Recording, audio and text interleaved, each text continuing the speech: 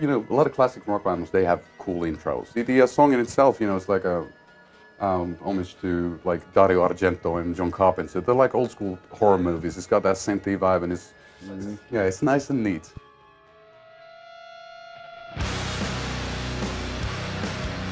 All Lips Go Blue is the first single actually here, and in the States as well, and it is, for us, I think it's an important track because it was one of the first ones we actually got together.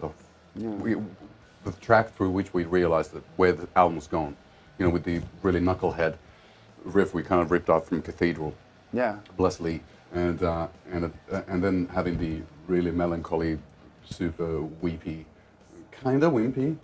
Basically, how all the stuff starts is it's me strumming the acoustic, pretending to be Neil Young. That's what I do back home. I get the skeletal structure of the song. Then we go to a rehearsal place, crack open the beers, and then pretend to be Sabbath.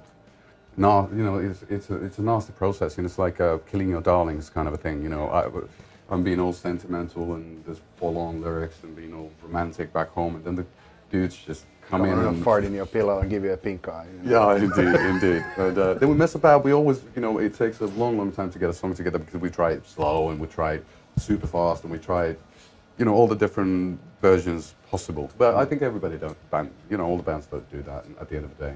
And then we always come to the same conclusion. Yeah, exactly. Yeah, to skip all have a hard riff, skip all the nonsense and, you know, just, you know. No, for me, it's more like it's a memento mori type of thing. It's like, since all our lips will go blue, blue, at the end of the day, you know, there's no reason to really worry about it too much. So let's just, you know, crack on.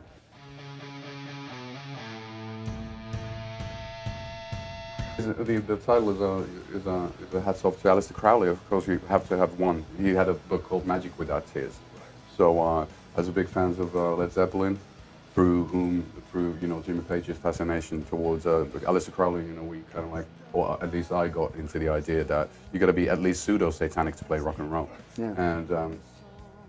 So that's where the title came from. And I think it's about hopeless hope. You know, not quite being sure whether you want life to be all jolly. You know, whether you need those, you know, whether it needs to rain cats and dogs on occasion to be appreciating the, you know, strawberry ice cream on a sunny day. Yeah.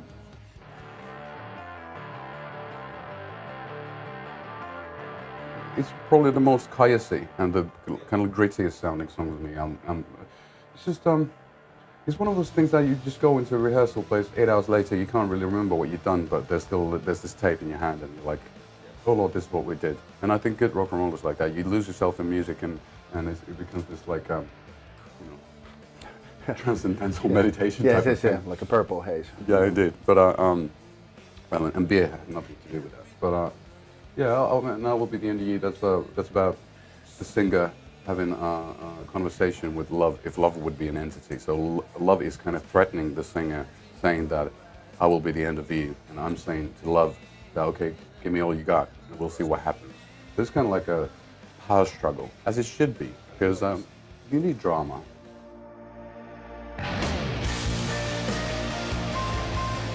It's the most, like, it's kind of the poppier, more anthemic thing in there. There's that huge, gayish keyboard melody and with the massive guitars, obviously. But yeah, lyrically, all the church bells, all that stuff is.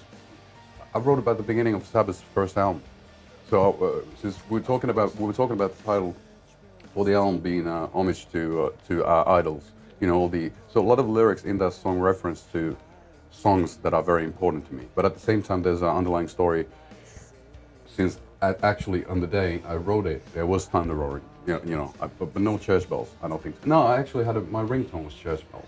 Oh, okay. So it's kind of complicated. You know. I think my I think my bird was calling me, so I heard church bells while it was thundering, and then at the same time I was thinking about Sabbath. So there's like two things going on: the baby, you know, let me hold your hand thing, and then the fact that, you know, I thought that it's like a love song to music we grew up with, and you know, all the songs that, you know, made us who we are in good and bad.